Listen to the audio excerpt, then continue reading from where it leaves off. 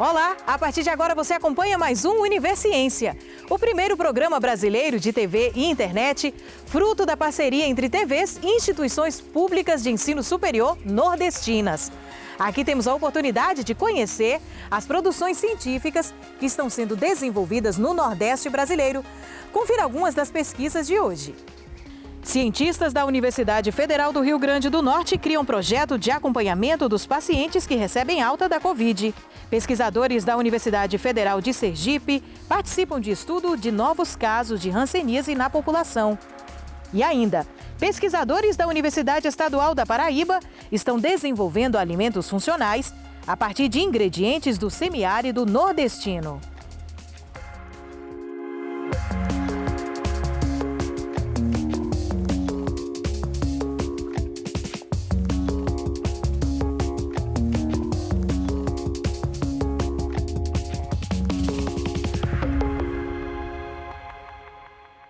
A Covid-19 ainda guarda muitos mistérios. Dia após dia, cientistas se debruçam em estudos na busca de novas vacinas e tratamentos eficazes contra a doença. Mas quanto aos pacientes que foram hospitalizados e precisam de acompanhamento após a recuperação? Foi observando essa demanda que pesquisadores da Universidade Federal do Rio Grande do Norte criaram um teleatendimento pós-Covid.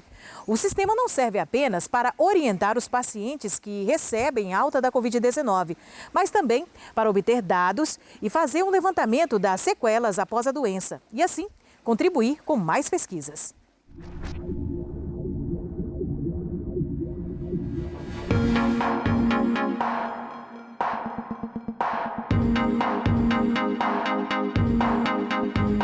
Esse projeto ele iniciou o ano passado a partir de uma demanda do próprio serviço. Na verdade, uma médica do Hospital José do Trigueiro entrou em contato conosco, aqui nós professores do Departamento de Fisioterapia, informando que os pacientes estavam tendo alta, os pacientes que ficaram internados por Covid-19, estavam tendo alta hospitalar e eles não tinham para onde fazer fisioterapia, Foi na ocasião da primeira onda, então todos os centros de reabilitação estavam fechados, os pacientes eles iam para casa com vários comprometimentos e eles não poderiam ir para o ambulatório fazer a reabilitação, Nós estávamos fechados aqui do Departamento de Fisioterapia e todos os outros centros de reabilitação, então surgiu a ideia, minha e com outros professores aqui do departamento, de construirmos um projeto para realizar algum tipo de assistência a esses pacientes. Fazer a avaliação desses pacientes para ver como é que eles ficaram após a alta hospitalar, em termos de comprometimento funcional, como a gente chama, ou seja, o quanto que eles ficaram comprometidos para realizar atividades de sua vida diária e também voltar ao trabalho. Avaliar isso aí e também fazer uma assistência, fornecer orientações fisioterapêuticas a partir dessa avaliação que era feita, fazer essas orientações para que esses pacientes pudessem ter alguma assistência após a alta. Então, nisso surgiu um projeto integrado, que é um projeto de pesquisa e extensão. A parte da pesquisa, ela foca mais nas questões de avaliação desse perfil do paciente, que é a parte que eu coordeno. Mas existe uma outra professora que coordena a ação de extensão, que ela é mais voltada para o segundo momento, que é a assistência ao paciente através de orientações fisioterapêuticas.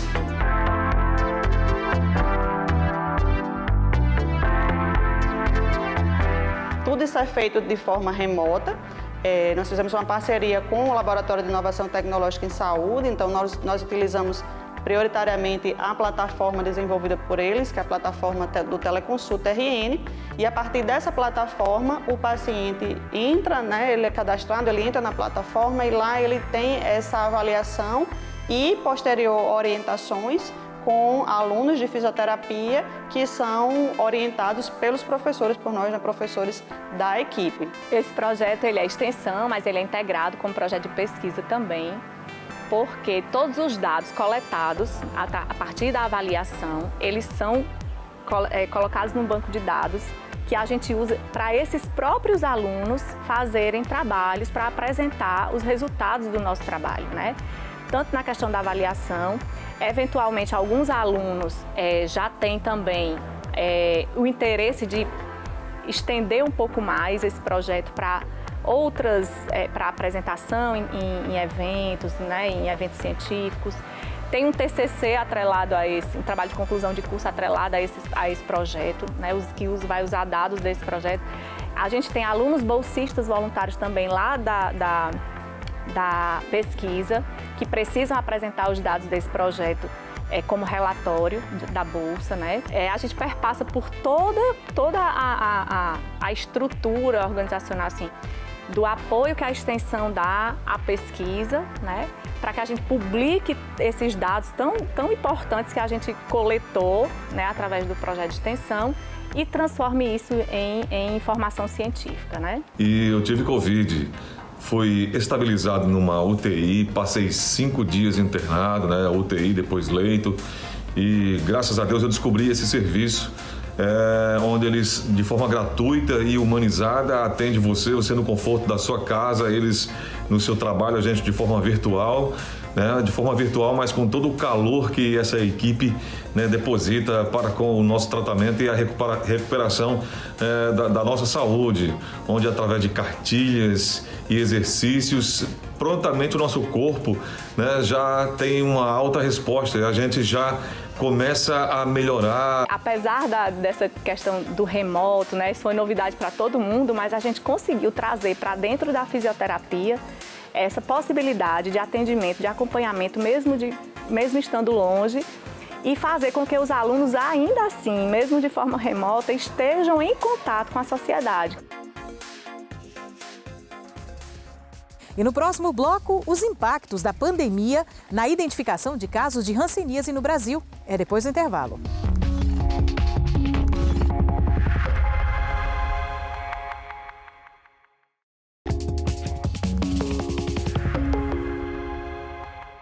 Em 2020, primeiro ano pandêmico no Brasil, a identificação de novos casos de hanseníase caiu 41,4% na população geral, se comparada com a média mensal de casos entre 2015 e 2019.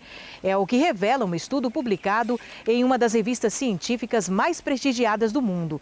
O estudo envolveu pesquisadores de 4 instituições nordestinas: Universidade Federal de Sergipe, Universidade Federal de Alagoas, Universidade Federal de Pernambuco e Universidade Federal do Vale do São Francisco. A pandemia de Covid-19 trouxe implicações para todos os sistemas de saúde globalmente. Então, nas doenças negligenciadas, como é o caso da hanseníase, tem um impacto negativo no diagnóstico e acompanhamento desses pacientes, quer seja pelas mudanças culturais ocorridas em decorrência da pandemia, como isolamento, distanciamento, medo de contaminação pelo novo coronavírus, quer seja pelas alterações instituídas no âmbito das redes de atenção à saúde. Então, todas essas questões operacionais, elas implicam no não diagnóstico de novos casos da doença. Para avaliar se de fato a pandemia estava impactando nesse diagnóstico da hanseníase do Brasil, nós coletamos dados da doença, de todos os estados do Brasil, isso no período de 2005 a 2019. Então, nós pegamos essa média estimada e comparamos com os dados que foram, de fato, reportados pelo Ministério da Saúde no ano 2020. A gente avaliou isso para algumas variáveis, como, por exemplo, a hanseníase na população geral, a hanseníase na população em menores de 15 anos, porque esse é um indicador importantíssimo de gravidade da doença, porque isso significa aumento da taxa de transmissão, né, da ocorrência de infecção ainda na população jovem. E também avaliamos o percentual de diagnóstico das formas multibacilares. Essas formas multibacilares são as formas que têm alta carga de bacilos, né, e que são as principais fontes de transmissão da doença. E o que observamos nesse primeiro ano da pandemia em relação a esses diagnósticos de hanseníase no Brasil? Houve uma redução de mais de 40% do diagnóstico na população geral, e essa redução foi mais expressiva ainda em menores de 15 anos. A redução percentual que a gente observou nos diagnósticos foi de quase 60%. E alguns estados eles apresentaram redução percentual de até 80% do diagnóstico de novos casos. No entanto, quando a gente avaliou os casos multibacilares, que são os casos mais graves da doença, houve aumento percentual no diagnóstico, ao contrário da população geral em menores de 15 anos, aumento percentual de até 21%.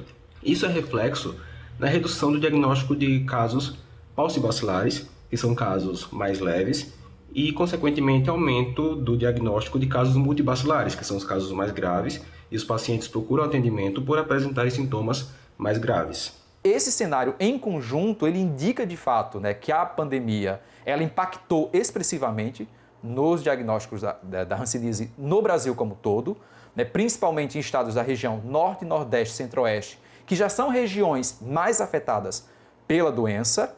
Historicamente, né, a hanseníase, que é uma doença milenar, já existe uma certa dificuldade para fazer o diagnóstico, né?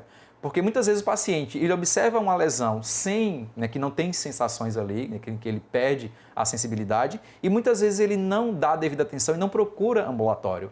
Então muitas vezes o paciente chega no ambulatório para fazer o diagnóstico depois de anos que começou a manifestar as lesões. Associado a isso, né, também é necessário um conjunto de técnicas, né, além do diagnóstico clínico. Muitas vezes o profissional precisa de um diagnóstico histopatológico ou da realização da baciloscopia. Quando há esse atraso no diagnóstico e essa demora para o início do tratamento, o paciente muitas vezes ele pode evoluir com complicações clínicas, como manifestação dessas formas multibacilares, que aumenta a possibilidade de transmissão, especialmente para indivíduos contactantes, que são aqueles que moram no domicílio que o paciente e que têm maior chance de ser infectado pelo bacilo. O Brasil é o único país do mundo que não alcançou a meta de eliminação da doença enquanto problema de saúde pública, mesmo sendo uma doença que tem tratamento e que é curável. O tratamento é ofertado gratuitamente pelo Sistema Único de Saúde do país, bem como acompanhamento médico e interdisciplinar desses indivíduos acometidos. O que a gente acredita que vem acontecendo, na verdade, é uma subnotificação dos casos. Esses pacientes, na verdade, eles não estão sendo diagnosticados adequadamente. Isso pode levar a que a gente chama de epidemia oculta ou endemia oculta, tá, em relação à doença. O que a gente pode esperar, na verdade, em alguns anos, é um aumento expressivo da doença no Brasil. E isso pode comprometer seriamente a meta que o Brasil e que a OMS tem de erradicação e controle da doença até 2030. E a Covid-19 ela traz um impacto negativo na medida em que gera um distanciamento entre os indivíduos que precisam de atendimento e os serviços de saúde capazes de oferecer esses atendimentos. Então isso aponta que tanto os gestores em saúde, como os profissionais e as equipes que trabalham com o controle da hanseníase e de outras doenças, provavelmente, eles vão ter que repensar em novas estratégias para aumentar o diagnóstico desses pacientes, para a identificação desses indivíduos infectados, né, o tratamento adequado, e só aí talvez a gente consiga melhorar esse cenário epidemiológico. O Laboratório de Pesquisas da Universidade Estadual do Sudoeste da Bahia, campus de Jequié, em parceria com a NASA e cientistas da Alemanha, da Ucrânia e da Índia, simulou uma proteína mutante da bactéria da kombucha, bebida fermentada feita à base de chás, e estudou o comportamento biorregenerativo desse micro-organismo no espaço. O resultado foi surpreendente. Essas bactérias conseguiram se reproduzir em condições inóspitas, similares às de Marte, na estação espacial.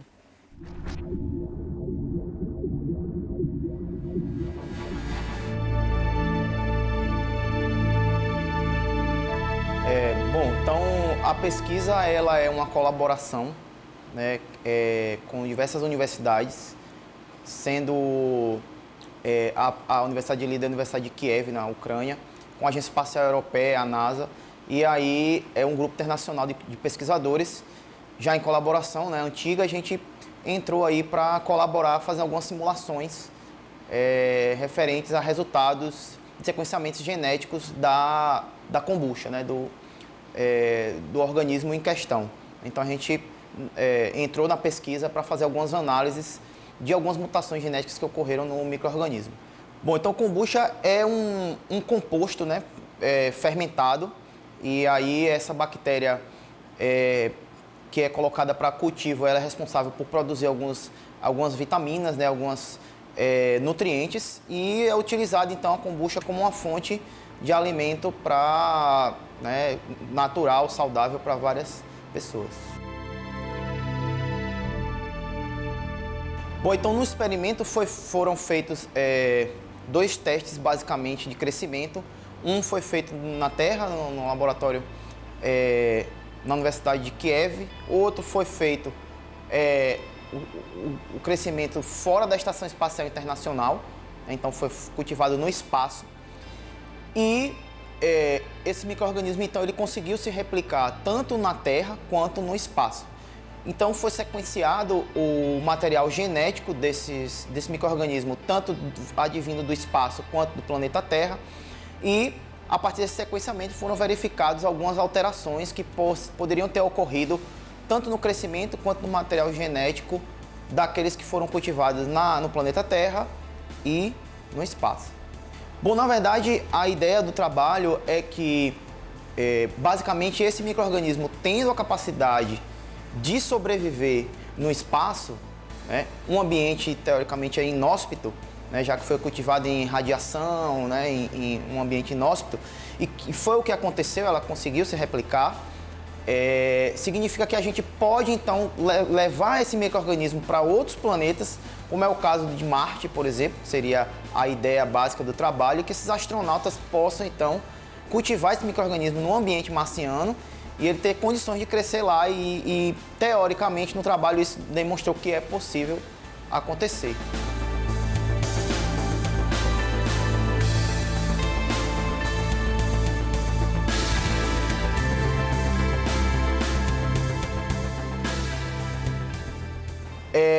Em resultados práticos, nos traz a possibilidade da humanidade colonizar outros planetas, levando uma fonte de alimento rica em sais minerais, rica em vitaminas e que tem capacidade de replicação, né, de produção em ambientes que para a gente é inóspito, mas que para aquele micro-organismo ele vai conseguir se replicar e que vai fornecer alimento para aqueles seres humanos que possam colonizar outros planetas. E nós já estamos em outros projetos envolvidos não só com esse micro-organismo da kombucha, mas com outros, tentando então propor micro-organismos e novas formas de alimento para que possa haver colonização do ser humano em outros planetas e, né, que esses micro-organismos então possam servir aí para que a gente consiga levar a vida do planeta Terra para outros planetas. Então já existem outras colaborações, existem outros trabalhos sendo feitos no mesmo sentido.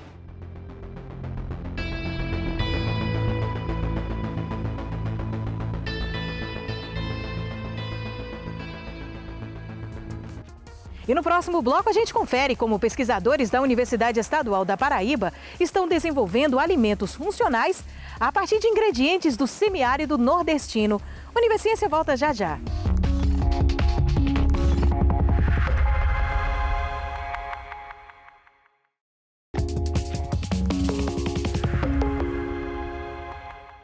Você costuma tomar leite fermentado? Consumir alimentos probióticos que auxiliam no trato intestinal a partir de micro-organismos vivos, evitando assim o risco de doenças? Pesquisadores da Universidade Estadual da Paraíba estão desenvolvendo uma série de alimentos funcionais a partir de ingredientes encontrados no semiárido nordestino.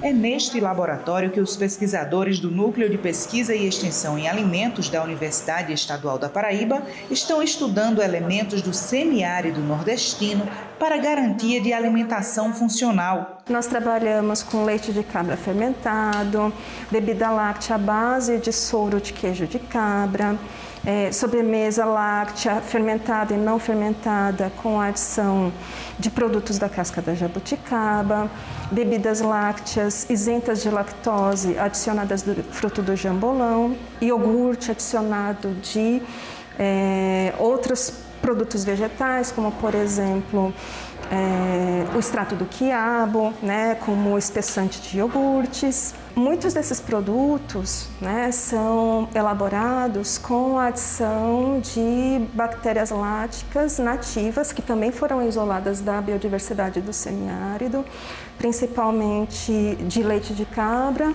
e também de queijo coalho. Essas bactérias láticas que foram selecionadas pelos nossos parceiros da Embrapa, elas apresentaram excelente potencial de sobrevivência ao trato gastrointestinal, que é justamente uma das premissas para micro-organismos probióticos, que eles precisam sobreviver às condições ácidas e também a passagem da bile quando chegam no intestino. As pesquisas são em parceria com a empresa brasileira de pesquisa agropecuária, a Embrapa, e tem mostrado viabilidade. Durante todo o período de armazenamento, esses probióticos se mantiveram estáveis e nos ensaios de simulação das condições gastrointestinais que nós fizemos em alguns produtos, não todos, esses probióticos demonstraram que são realmente capazes de sobreviver a essas condições do estômago, né, que simulam o estômago, que simulam as condições do intestino. Então, provando que os alimentos que nós desenvolvemos aqui são apropriados para essas culturas e que essas culturas teriam condições de chegar viáveis ao intestino do consumidor e resultar em efeitos benéficos. Os alimentos lácteos, quando adicionados à casca da jaboticaba e do jambolão, trazem vários benefícios para o organismo. Esses frutos, eles são fontes de compostos fenólicos, que são importantes compostos com atividade antioxidante, que vão ajudar na prevenção, né, no combate aos radicais livres do organismo, né, que são formados por conta de estresse oxidativo, por exemplo, fumo, exposição ao sol, né, entre outros fatores que levam a danos oxidativos às células, e esses compostos fenólicos ajudam a proteger as células desses danos, minimizando o envelhecimento celular, né, ajudando na redução do risco de doenças cardiovasculares, né, trazendo esses benefícios à saúde dos consumidores. O mestrando em Ciências Farmacêuticas pela UEPB, Miquéias Moraes, pesquisa sobre o leite fermentado a partir do leite de cabra, agregando valor a uma potencialidade do semiárido nordestino. A nossa pesquisa está pautada em desenvolver um produto funcional e isso agregar valor principalmente aos pequenos produtores rurais. A gente utiliza como base da produção justamente o leite de cabra, que hoje tem se destacado principalmente por ser mais funcional, possuir mais nutrientes em relação, quando compara-se ao leite bovino, tem maior digestibilidade, é hipoalergênico. Então, várias características que o destaca em relação aos demais leites. Então, a gente consegue transformar, agregar valor a esse leite, transformando em um alimento funcional, adicionando probióticos, prebióticos. Então, essa é a ideia geral do projeto, trazer a universidade para o homem do campo, principalmente. Quando você conhece aquilo que você vende, conhece de verdade, sabe das informações e da riqueza daquilo que você tem, você consegue vender o produto ou agregar valor a esse produto. Isso torna mais rico. Então, por exemplo, produtores rurais que antes vendiam apenas o leite de cabra, agora eles sabem quão grande é o potencial desse leite de cabra e agora vendem um produto funcional. Então, conseguem agregar na produção de queijo, na produção de outros, de leite fermentado, por exemplo, só com informação. Então, a ideia é transformar essa tecnologia que a gente usa na universidade em uma tecnologia acessível para que o pequeno produtor ele consiga também fabricar. De acordo com o Ministério da Agricultura, o Nordeste é a região responsável por 90% da criação caprina do país. A Paraíba, no último levantamento feito pelo IBGE, tinha quase 740 mil caprinos, isso no ano de 2020. E a pesquisa desenvolvida no laboratório deve agregar valor ao produto dos pequenos criadores da região. Para muitas pessoas, existe a alergia ao leite de vaca. E essa proteína do leite de vaca que causa alergia está ausente no leite de cabra. Então, nós temos esse benefício do leite de cabra, que ele é muito mais tolerado por uma parcela maior da população que o leite de vaca, né? Então, se nós desenvolvermos alimentos atrativos em termos de sabor, de consistência, de apelo funcional, através da adição desses frutos, através da adição desses probióticos, nós vamos criar, né, alimentos que vão trazer benefícios à saúde, né, além dos benefícios nutricionais do leite de cabra, né, e além de aumentar a aceitação, né, desse produto lácteo, né, elaborado com leite de cabra para os consumidores. E o Universiense de hoje fica por aqui. Mas no próximo programa tem mais pesquisas científicas produzidas pelas instituições públicas de ensino superior do Nordeste para a gente conhecer. E você já sabe, se tem alguma dúvida ou sugestão, envia para o nosso e-mail universiencia@uesb.edu.br que a gente explica em um outro programa. Tchau, tchau e até lá!